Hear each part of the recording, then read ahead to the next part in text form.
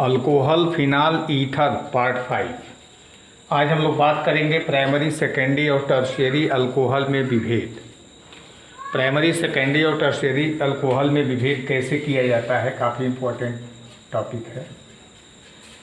तो primary, secondary और tertiary alcohol में विभेद 4 विधियों द्वारा किया जा सकता है। इन 4 विधियों में से 3 विधियों को आप ऑलरेडी पढ़ चुके हैं, पहले डिस्कस किया जा चुका है। पहला है ऑक्सीकरण विधि, दूसरा ल्यूकास टेस्ट विधि और तीसरा है बीहाइड्रोजनीकरण विधि। बीहाइड्रोजनीकरण विधि, जिसको अंग्रेजी में डिहाइड्रोजिनेशन कहते हैं।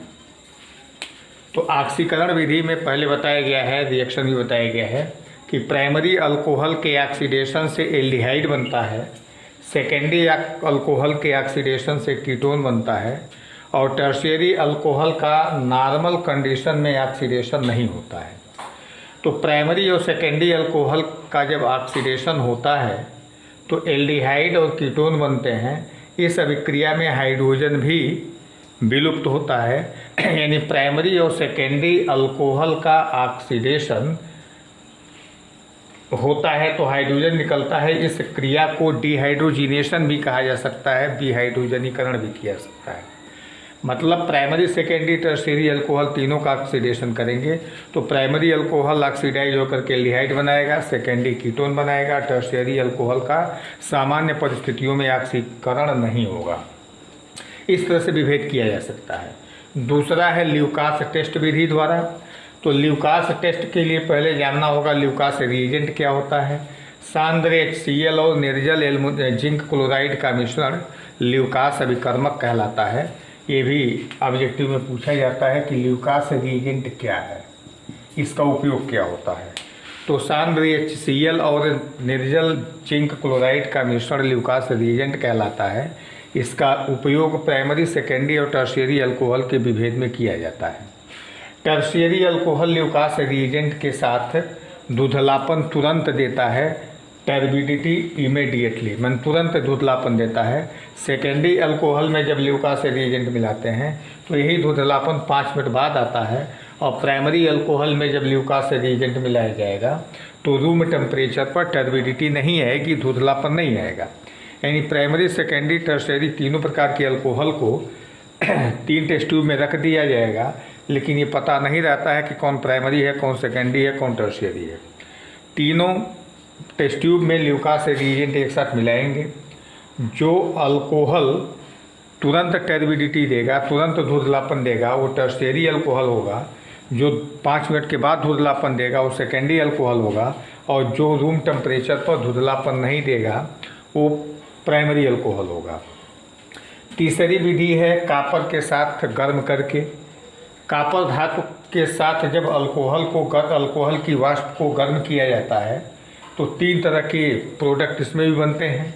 प्राइमरी अल्कोहल को गर्म करेंगे तो एल्डिहाइड बनेगा, सेकेंडरी अल्कोहल को गर्म करेंगे तो कीटोन बनेगा, टर्शियरी अल्कोहल को गर्म करेंगे तो अल्कीन बनेगा। तो प्राइमरी और सेकेंडरी अल्कोहल के वाष्प को जब कापर धातु के साथ 300 डिग्री सेंटीग्रेड पर गर्म करेंगे तो क्रमशः एल्डिहाइड और कीटोन बनते हैं। इस अभिक्रिया में हाइड्रोजन भी विलुप्त होता है, अतः यह अभिक्रिया डिहाइड्रोजिनेशन कहलाती है। टर्शियरी अल्कोहल को कापर धातु के साथ जब गर्म करते हैं 300 डिग्री सेंटीग्रेड पर तो अल्कोहल बनता है। इस अभिक्रिया में H2 की जगह H2O निकलता है।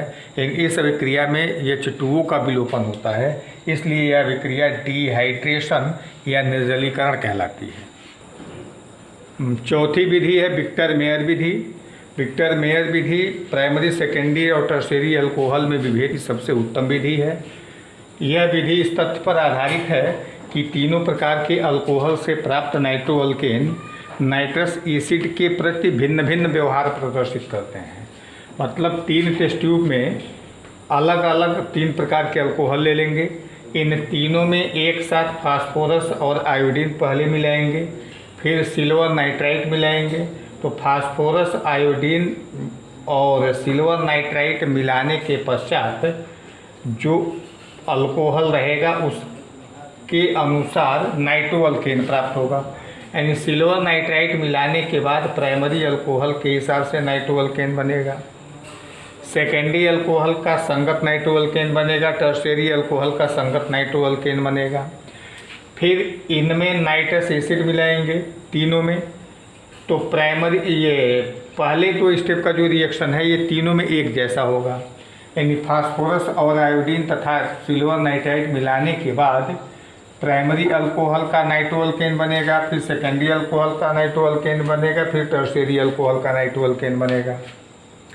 इसके बाद जब नाइट्रस एसिड HNO2 मिलाएंगे तीनों में, तो तीनों में अलग अलग प्रकार का व्यवहार होगा। प्राइमरी अल्कोहल में नाइट्रस एसिड मिलाएंगे तो रेड कलर आएगा, सेकेंडरी अल्कोहल में ब्लू कलर आएगा, और टर्शियरी अल्कोहल में कलरलेस ही रहेगा, उसमें कोई रंग नहीं आएगा। यानी विक्टर मेयर परीक्षण में प्राइमरी अल्कोहल लाल रंग देता है, सेकेंडरी अल्कोहल नीला रंग देता है, और टर्शियरी अल्कोहल रंगहीन रहता है, यानी रेड ब्लू कलरलेस। इसको ऐसे भी याद कर सकते हैं RBC 1 2 3। R माने रेड, B माने ब्लू, C माने कलरलेस, R के लिए 1, 2 के लिए, B के लिए 2 और C के लिए 3। यानी रेड कलर प्राइमरी अल्कोहल में प्राप्त होगा, ब्लू कलर सेकेंडरी अल्कोहल में, और कलरलेस टर्शियरी अल्कोहल में। इस तरह से विक्टर मेयर विधि द्वारा प्राइमरी, सेकेंडरी और टर्शियरी अल्कोहल में विभेद किया जा सकता है। अब इसके बाद कुछ औद्योगिक दृष्टिकोण से महत्वपूर्ण अल्कोहल हैं, सम कॉमर्शियली इम्पोर्टेंट अल्कोहल्स। इसमें दो हैं, मेथेनॉल है और एथेनॉल है। तो पहले हम लोग चर्चा करेंगे मेथेनॉल का। मेथेनॉल को सिंपली मेथिल अल्कोहल कहते हैं। इस मेथिल अल्कोहल को वुड स्पिरिट या वुड नेफ्था भी कह सकते हैं। यानी methyl alcohol is also known as wood spirit और वुड नेफ्था। इसका IUPAC नाम मेथेनॉल होता है। मेथेनॉल का औद्योगिक निर्माण। मेथेनॉल का औद्योगिक निर्माण माने व्यापारिक स्तर पर मेथेनॉल का निर्माण 3 विधियों से किया जा सकता है। पहला है लकड़ी के भंजक आसवन से, दूसरा है वाटर गैस से, तीसरा है नेचुरल गैस से, प्राकृतिक गैस से। तो पहले हम लोग बात करेंगे लकड़ी के भंजक आसवन से। लकड़ी के भंजक आसवन से मेथेनॉल का निर्माण करने के लिए फ्लोचार्ट बनाया गया है। इसमें लकड़ी को छोटे छोटे टुकड़ों में काट करके उसका भंजक आसवन किया जाता है। तो भंजक आसवन करने के बाद 3 कंपोनेंट प्राप्त होंगे। एक वुड गैस, जो गैस के रूप में निकलता है, जिसको हिंदी में कास्ट कोयला कहते हैं। दूसरा है वुड चारकोल, कास्ट चारकोल, ये कास्ट गैस, ये कास्ट चारकोल कोयले जैसा होता है।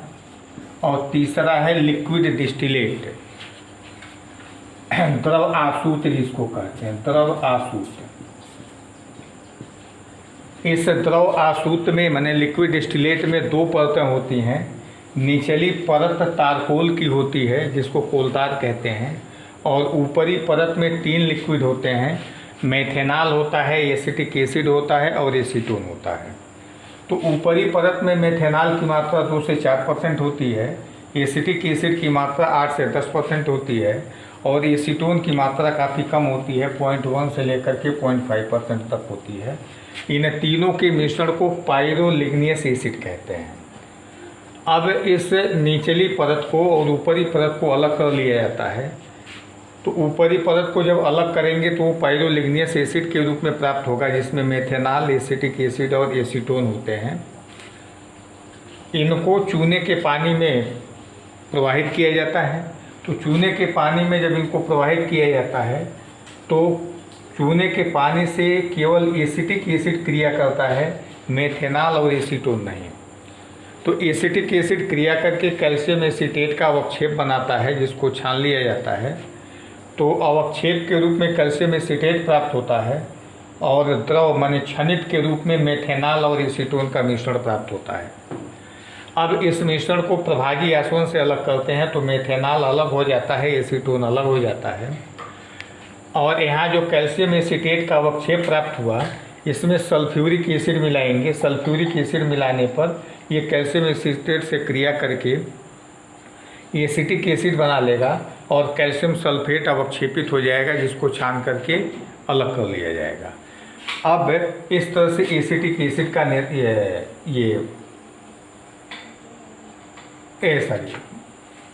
एसिटिक एसिड का निर्माण हो गया। तो इस तरह से तीनों कंपोनेंट अलग हो गए, मेथेनॉल अलग हो गया, एसीटोन अलग हो गया, एसिटिक एसिड अलग हो गया। यानी इस विधि द्वारा 3 यौगिकों का निर्माण किया जा सकता है, मेथेनॉल का, एसीटोन का और एसिटिक एसिड का। लेकिन यह विधि सबसे महत्वपूर्ण मेथेनॉल के लिए है, मेथिल अल्कोहल के लिए है। तो लकड़ी के भंजक आसवन द्वारा मेथेनॉल का निर्माण कैसे किया जाता है, ये इम्पोर्टेंट है, पूछा जाता है। तो इस विधि का इस्तेमाल मेथेनॉल के औद्योगिक निर्माण में किया जाता है। दूसरी विधि वाटर गैस से, यानी वाटर गैस से मेथेनॉल का निर्माण कैसे करते हैं। तो इस विधि में रक्त तप्त कार्बन पर जलवाष्प की धारा प्रवाहित की जाती है, यानी रेड हॉट कोक पर जलवाष्प प्रवाहित करने पर कार्बन मोनोऑक्साइड और हाइड्रोजन का मिश्रण प्राप्त होता है। कार्बन मोनोऑक्साइड और हाइड्रोजन का यह मिश्रण वाटर गैस या भाप अंगार गैस कहलाता है। भाप अंगार गैस। इस भाप अंगार गैस और हाइड्रोजन के मिश्रण को 2:1 के अनुपात में लिया जाता है, यानी 2 भाग वाटर गैस और 1 भाग हाइड्रोजन लेकर के क्यूप्रिक ऑक्साइड, जिंक ऑक्साइड और क्रोमियम ऑक्साइड, इन तीनों के मिश्रण पर 450 डिग्री सेंटीग्रेड और 200 वायुमंडलीय दाब पर जब गर्म किया जाता है तो मेथेनॉल का निर्माण होता है। इस अभिक्रिया में क्यूप्रिक ऑक्साइड, जिंक ऑक्साइड और क्रोमियम ऑक्साइड उत्प्रेरक का कार्य करते हैं। तो ये भी ऑब्जेक्टिव में पूछा जाता है कि वाटर गैस से मेथेनॉल के निर्माण में उत्प्रेरक के रूप में किन यौगिकों का उपयोग किया जाता है, या कौन सा उत्प्रेरक प्रयुक्त होता है। तो वाटर गैस से मेथेनॉल के निर्माण में जिंक, कॉपर और क्रोमियम के ऑक्साइडों का उपयोग उत्प्रेरक के रूप में किया जाता है। तीसरी विधि है नेचुरल गैस से। नेचुरल गैस को प्राकृतिक गैस कहते हैं। प्राकृतिक गैस में मीथेन होता है। तो प्राकृतिक गैस से मीथेन और ऑक्सीजन के मिश्रण को लेकर के 200 डिग्री सेंटीग्रेड ताप और 200 वायुमंडल दाब पर गर्म किया जाता है, तो मेथेनॉल का निर्माण होता है। तो इस प्रकार मेथेनॉल का औद्योगिक निर्माण 3 विधियों से कर सकते हैं। पहला है लकड़ी के भंजक आसवन से, दूसरा वाटर गैस से, तीसरा नेचुरल गैस से। ये अलग अलग भी पूछे जाते हैं कि वाटर गैस से मेथेनॉल का निर्माण कैसे करेंगे, रासायनिक समीकरण लिखिए। नेचुरल गैस से मेथेनॉल का निर्माण कैसे करेंगे, रासायनिक समीकरण लिखिए। या मेथेनॉल का उपयोग भी पूछा जाता है, तो मेथेनॉल का उपयोग विलायक के रूप में किया जाता है। एथेनॉल को विकृत करने में किया जाता है, मतलब ये विकृत अल्कोहल बनाने में या डीनेचर्ड अल्कोहल बनाने में, डीनेचर्ड अल्कोहल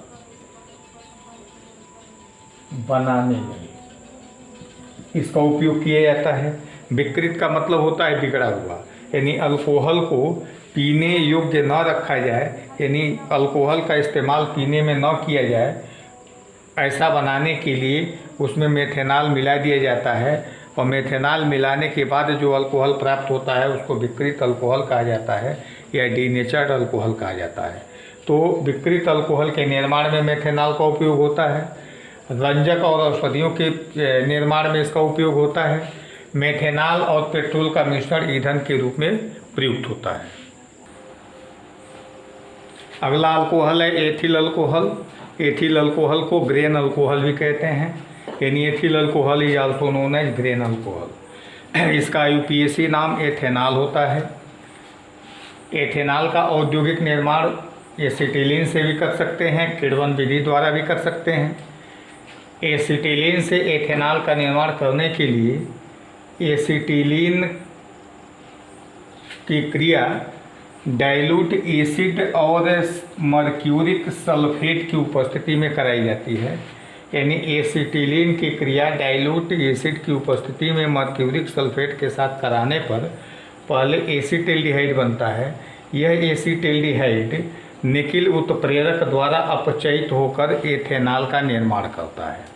यानी एसिटिलीन से एथेनॉल का निर्माण करने के लिए पहले डाइल्यूट एसिड और मर्क्यूरिक सल्फेट के साथ क्रिया कराएंगे, फिर उसके बाद अपचयन कराएंगे, फलस्वरूप एथेनॉल का निर्माण होता है। दूसरा है किण्वन विधि द्वारा। अब सवाल ये उठता है कि किण्वन किसे कहते हैं? तो वायु की उपस्थिति में सूक्ष्म जीवाणुओं द्वारा जटिल कार्बनिक यौगिकों का सरल कार्बनिक यौगिकों में अपघटन किण्वन कहलाता है। अंग्रेजी में इसको फर्मेंटेशन कहते हैं। यानी जटिल कॉम्प्लेक्स ऑर्गेनिक कंपाउंड को सिंपल ऑर्गेनिक कंपाउंड में बदला जाता है वायु की उपस्थिति में और सूक्ष्म जीवाणुओं द्वारा। सूक्ष्म जीवाणु के रूप में ईस्ट का इस्तेमाल किया जाता है जो एंजाइम को प्रोवाइड करता है। अब इसके बाद किण्वन की कुछ ये फेवरेबल कंडीशन पूछे जाते हैं, इम्पोर्टेंट है, ये 2017 में भी पूछा गया है।